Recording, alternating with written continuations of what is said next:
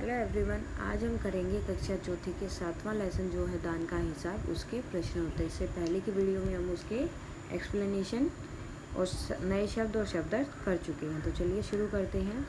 कहानी से जो है आपके रिलेटेड जो भी क्वेश्चन आंसर है वह भी हैं। पहला है, राजा किसी को भी दान क्यों नहीं देना चाहते? क्योंकि राजा जो है बहुत ही कंजूस थे। वो किसी को भी दान नहीं देना चाहते थे। उन्हें लगता था कि अगर मैं दान दूंगा तो मेरा पैसा बर्बाद हो जाएगा। दूसरा है, राज दरबार के लोग मन ही मन राजा को बुरा कहते थे, लेकिन राजा का विरोध क्यों नहीं कर पाते थे? अब राज दरबार में जो भी लोग थे, कौन हो सकता है? मंत्री और उनके सलाहकार। उन्हें पता था कि राजा जो है उनकी मदद न करके या उनको दान न देकर गलत कर रहा है, लेकिन वो विरोध नहीं कर पाते थे क्योंकि उन्हें डर था कि राजा उन्हें सजा देगा। अब जब डर लगेगा तो कोई भी कुछ भी नहीं बोलेगा आगे। तो उन्हें भी डर था कि राजा जो है उन्हें सजा दे देगा। आगे है, राज्यसभा में सज्जन और विद्वान लोग क्यों नहीं आते थे? राज्यसभा में सज्जन और विद्वान लोग इसलिए नहीं आते थे क्योंकि वहाँ पर उनका सम्मान नहीं किया जाता था। सन्यासी ने सीधे सीधे शब्दों में भिक्षा क्यों नहीं मांग ली? सन्यासी ने सीधे सीधे शब्दों में, मतलब डायरेक्ट उनसे जाके भिक्षा इसलिए नहीं मांगी क्योंकि अगर वो सीधा उनसे भिक्षा मांगते तो राजा भिक्षा नहीं देते। उल्टा ये हो सकता था कि वो उन्हें गुस्से में आकर सजा भी दे देते। इसलिए सन्यासी ने सीधे सीधे शब्दों में भिक्षा नहीं मांगी। राजा को सन्यासी के आगे गिड़गिड़ाने की ज़रूरत क्यों पड़ी? क्योंकि राजा ने जो है सन्यासी को वचन दिया था कि वो उनको भिक्षा देंगे 20 दिन तक, और वो भी दोगुना करते हुए। तो इसके हिसाब से उनके राजकोष से 10 लाख रुपए चले जाते, उनका राजकोष पूरा का पूरा खाली हो जाता। इसलिए राजा को जो है सन्यासी के सामने गिड़गिड़ाने की ज़रूरत पड़ी। आगे है अंदाज अपना अपना। तुम नीचे दिए गए वाक्य को किस तरह से कहोगे? अब आपको बता रहा है कि आप ये वाक्य को कैसे बोलेंगे। पहला, दान के वक्त उनकी मुट्ठी बंद हो जाती थी। मुट्ठी बंद का मतलब वो कंजूस बन जाते थे। तो आप यहाँ पर लिख सकते हैं या बोल सकते हैं इसको आप अपने अकॉर्डिंग कि दान के वक्त वो जो है बहुत कंजूसी करते थे या कंजूस बन जाते थे। हिसाब देखकर मंत्री का चेहरा फीका पड़ गया। अब इसको कैसे करेंगे कि हिसाब देखकर मंत्री डर गए या मंत्री उदास हो गए कि अब अगर राजा को बताए तो वो गुस्सा करेंगे। आगे है, सन्यासी की बात सुनकर सभी की जान में जान आई। सन्यासी ने जब बोला कि मैं सिर्फ पहले दिन 1 ही रुपया लूँगा तो सबकी जान में जान आई। तो इसका मतलब है कि सन्यासी की बात सुनकर सभी को थोड़ी राहत मिली, खुशी हुई कि ये थोड़े पैसे लेंगे। लाखों रुपए राजकोष में मौजूद है, जैसे धन का सागर। तो इसका आप क्या लिख सकते हैं कि राजकोष में धन के सागर की तरह बहुत सारे पैसे हैं। आप यहाँ पर ये भी लिख सकते हैं। आपको अपने अकॉर्डिंग बताना है कि आप वो सेंटेंस को कैसे बोलते हैं। अगर आपको कुछ और लगता है आप बोल सकते हैं या लिख सकते हैं, तो आप वो भी कर सकते हैं। आगे है, साथ ही हाथ बढ़ाना। कभी कभी कुछ इलाकों में बारिश बिल्कुल भी नहीं होती, नदी नाले तालाब सब सूख जाते हैं, फसलों के लिए पानी नहीं मिलता, खेत सूख जाते हैं, पशु पक्षी जानवर लोग भूखे मरने लगते हैं। ऐसे समय में वहाँ रहने वाले लोगों को मदद की ज़रूरत होती है। तुम भी लोगों की मदद ज़रूर कर सकते हो। सोच कर बताओ कि तुम अकाल में परेशान लोगों की मदद कैसे करोगे। अब आपको बताना कि कोई लोग अकाल से परेशान है, यानी कि सूखा पड़ा हुआ है, तो आप उनकी मदद कैसे करेंगे। तो आप इसमें लिख सकते हैं कि अकाल से परेशान लोगों की मदद करने के लिए हम क्या कर सकते हैं। या तो जो हमारे पास है उनसे कुछ लोगों की मदद कर सकते हैं, या हम सब क्लास के बच्चे एक साथ इकट्ठे होकर पैसे इकट्ठे करेंगे और उनकी मदद के लिए वो पैसे दे देंगे। उनको खाने का सामान और पानी वगैरह वो सब उन्हें देंगे हम, और साथ में उनके लिए दुआ भी करेंगे कि जल्दी से जल्दी ये सिचुएशन जो है, हालात जो है उनके ठीक हो जाए। अब जिम्मेदारी अपनी अपनी। अब यहाँ पर बताना है कि तुम्हारे विचार से राज दरबार में किसकी क्या जिम्मेदारियाँ होती हैं। अब इनकी क्या क्या जिम्मेदारी है वो आपको बताना है। पहला है मंत्री। मंत्री का काम क्या होता है? मंत्री का काम होता है राजा को सलाह देना और साथ में ही राज्य की सारी जानकारी रखना कि राज्य में क्या हो रहा है, कहाँ पर क्या हो गया, या फिर कहाँ पर बाढ़ हुई है, या फिर कहाँ पर कुछ भी होने वाला है। तो वो सब आपको यहाँ पर बताना है। यहाँ पर लिखना है कि मंत्री का क्या काम होता है। मंत्री का काम होता है राजा को सलाह देना और राज्य की जानकारी रखना और राजा को उससे अवगत करवाना। भंडारी का क्या काम होता है? भंडारी का काम होता है राजकोष की देखभाल करना और उसका हिसाब किताब रखना। राजकोष का हिसाब किताब हम यहाँ पर लिख सकते हैं कि राजा का काम भंडारी का काम होता है राजकोष का हिसाब किताब रखना। कर्ण जैसा दानी, सभी ने कहा हमारे महाराज कर्ण जैसे दानी हैं। पता करो कि कर्ण कौन है। अब कर्ण कौन थे? महाभारत में जो पांडव थे उनकी जो माता थी कुंती, उनके जो सबसे बड़े पुत्र थे, सबसे बड़े बेटे थे जो, वो थे कर्ण।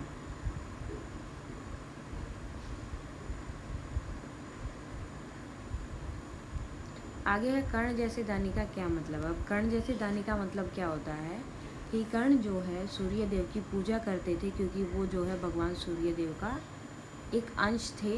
उनकी मतलब पूजा की थी कुंती ने, तभी वो उनको मिले थे। तो यहाँ पर बोला कि कर्ण जैसे दानी का मतलब क्या।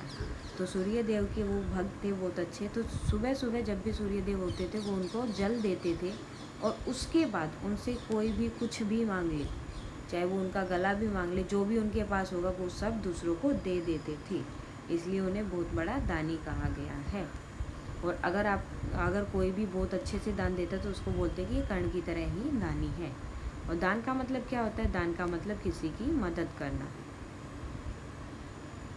दान में आप यही लिख सकते हैं कि किसी की भी मदद करना है, और ज़्यादातर जो है ज़रूरतमंद की मदद करना, जिनको ज़रूरत होती है उस टाइम पर। आगे है किन किन कारणों से लोग दान करते हैं।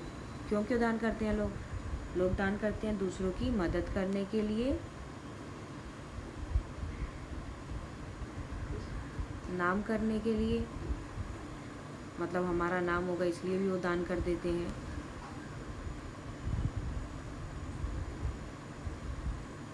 या फिर पुण्य कमाने के लिए। पुण्य क्या होता है? पुण्य का मतलब होता है कि जब हम जाएंगे ऊपर तो सब हमें ये बोलेंगे, मतलब हम अगर अच्छा काम करेंगे तो सब बोलेंगे कि हाँ ये है अच्छा काम करता है, तो उससे क्या है उनको पुण्य मिलेगा, इसलिए वो सब ये काम करते हैं, दान देते हैं। कहानी और तुम। राजा राजकोष के धन का उपयोग किन किन कामों में करता था। अब राजा किस लिए करता था? महल की सजावट के लिए, अपने कपड़ों पर और खाने पीने की चीज़ों पर वो उस सामान का इस्तेमाल करता था। अब आपको बताना है कि तुम्हारे घर में जो पैसा आता है वह कहाँ कहाँ खर्च होता है, पता करके बताओ। अब घर का जो पैसे आते हैं, मतलब मम्मी या पापा जो भी जाते हैं, वो जो ड्यूटी करके आते हैं, फिर पैसे आते हैं, सैलरी आती है, तो वो कहाँ खर्च होता है? कपड़े में, घर का सामान में, लाइट में, लाइट का जो बिल आता है उनमें, और जो भी आपके घर में चीज़ें होती हैं उन सब में, पढ़ाई लिखाई में, टेलीफोन में, बिजली पानी सब में। अकाल के समय लोग राजा के से कौन कौन से काम करवाना चाहते थे। अकाल के समय अभी लोग क्या चाहते हैं? अकाल के समय लोग चाहते थे कि राजा जो है उनको थोड़े से पैसे दे दे और उनकी मदद करते, या फिर उनको थोड़ा बहुत अनाज दे दे, जिससे कि वो अपना काम कर सके। तुम अपने स्कूल या इलाके में क्या क्या काम करवाना चाहते हो। अब आपको अपने आसपास देखना है और आपको बताना है कि आप वहाँ पर क्या क्या काम करवाना चाहते हैं। जैसे कि पार्क बनवा सकते हैं, वहाँ पर सफाई करवाना चाहते हैं, या फिर आप जो भी काम करवाना चाहते हैं वहाँ पर लिख सकते हैं। कैसा राजा? राजा किसी को दान देना पसंद नहीं करता था। तुम्हारे विचार में ये गलत सही था या गलत? तो ये गलत था, क्योंकि उनको उस समय पर बहुत ज़रूरत थी, तो राजा को उनकी मदद करनी चाहिए। राजा दान देने के अलावा और किन किन तरीक़ों से लोगों की मदद कर सकता था। अब पहला तो है कि वो दान दे सकते थे। दूसरी, वो क्या मदद कर सकते थे? वो उनको अनाज दे सकते थे, और थोड़े पैसे भी दे सकते थे, और नई फसल का बीज भी दे सकते थे, जिससे कि वो फसल अलग से फसल लगा सके, ताकि दोबारा ऐसी नौबत न आए। और वो नहर में कुएँ भी खुदवा सकते थे कि अगर बारिश ना आए तो यहाँ से पानी ले ले। तो ये सब काम जो है राजा कर सकता था। अब यहाँ पर देखो कि पूर्व और पूर्वी सीमा के लोग भूखे प्यासे मरने लगे। अब पूर्व शब्द के दो अर्थ हैं, एक दिशा और दूसरा पहले। नीचे ऐसे ही कुछ शब्द दिए हुए हैं जिनके दो दो अर्थ हैं, इनका आपको वाक्य बनाना है। तो यहाँ पर अर्थ मैं लिख दूँगी, वाक्य आपको बनाने हैं। तो जैसे पहला है जल। जल का क्या होता है? पानी। एक तो हो गया पानी, और दूसरा हो गया जलना, जो जलन होती है। कोई भी चीज़ अगर गर्म चीज़ गिर जाए या आग की वजह से जो जलन होती है वो। तो इनसे आप कोई भी सेंटेंस बना सकते हैं कि मुझे पानी पीना है, या जलना का क्या हो जाएगा कि मेरा हाथ जल रहा है। अब मन, मन होता है, एक तो होता है आपका दिल कि मेरा यह काम करने का दिल नहीं है, और दूसरा मन क्या होता है, वो होता है तोलने के लिए यूज़ किया होता है। मतलब जैसे आप किलोग्राम में चीज़ें लेकर आते हैं तो पहले क्या था, मन बोलते थे, आज भी बोलते हैं, लेकिन गांव की तरफ ये ज़्यादा इस्तेमाल होता है कि 4 मन गेहूँ ले आओ। मतलब जो भी चीज़ें आप किलोग्राम वगैरह में लेते हो उनको हम ऐसे भी बोल सकते हैं।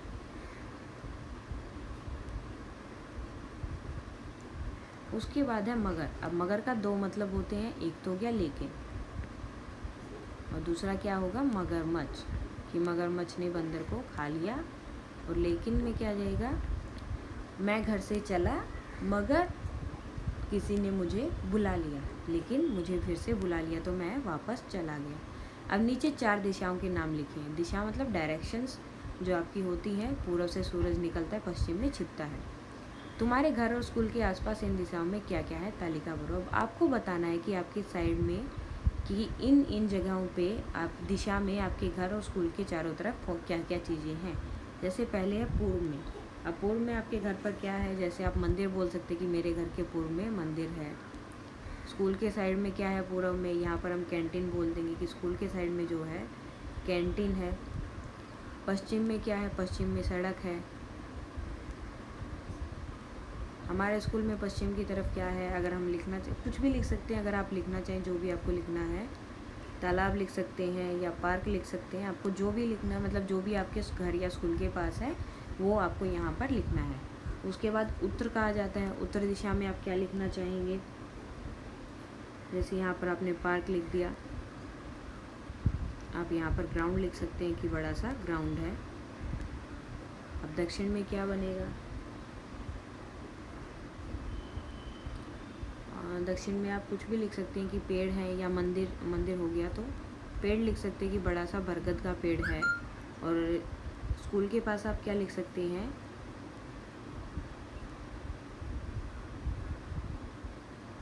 स्कूल के पास आप लिख दो कि हमारे दक्षिण में जो है समुद्र है, स्कूल के साइड में। आपका जो मन करे आप वो यहाँ पर लिख सकते हैं, ज़रूरी नहीं कि जो मैंने लिखा है वही लिखना है, मैंने वैसे ही कुछ भी लिख दिया है। तो आपको देखना कि आपकी पूर्व दिशा में क्या है, पश्चिम में क्या है, उत्तर में क्या है, दक्षिण में क्या है, नॉर्थ, ईस्ट, साउथ, वेस्ट, ये आपकी 4 दिशाएं होती है, वो यहाँ पर है। तो यही सब आपको देखना है।